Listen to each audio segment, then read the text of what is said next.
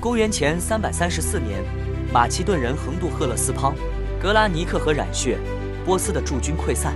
但在苏萨与波斯波利斯之间，金碧辉煌的宫廷仍陷于辩论。那只是边陲之事，亚历山大只是另一个鲁莽的希腊人。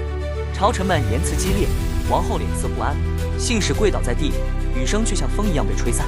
大流士三世沉默着，他的目光投向殿上的壁画，那是居鲁士的征服，是大流的荣耀，也是如今高不可攀、令人窒息的过去。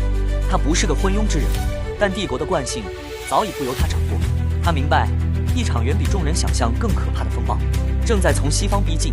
亚历山大没有急攻，他在小亚细亚巡行，如同胜利的神奇，赦免祭司，修复神庙，接受花环与颂词，士兵肃立，民众夹道欢呼。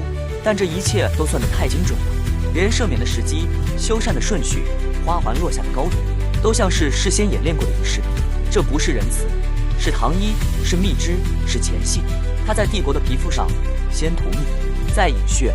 帐外是风，帐内是沉默。亚历山大低头注视地图，像在聆听某种无人听得见的声音。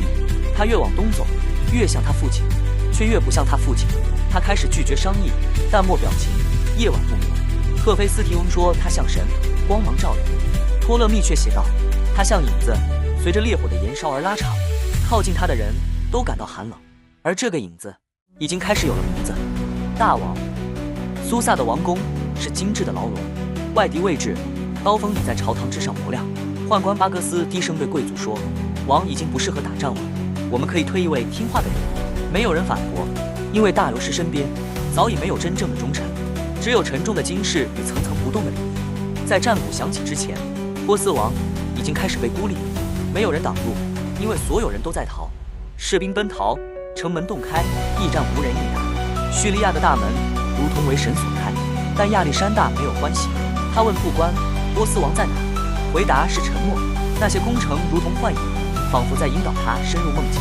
他知道一切平静都是欺骗，真正的风暴还在远方。在夜色中，亚历山大召集将领，他以简洁的言语描绘明日的布局，每个字都像刀刃落在心上。不远处，马匹嘶鸣，战旗在夜风中鼓动。同一时刻，苏萨宫殿火光如昼，大流士三世披上祖传战甲，那是居鲁士穿过薛西斯染血的铠甲。王后站在他身后，沉默不语，眼中含泪。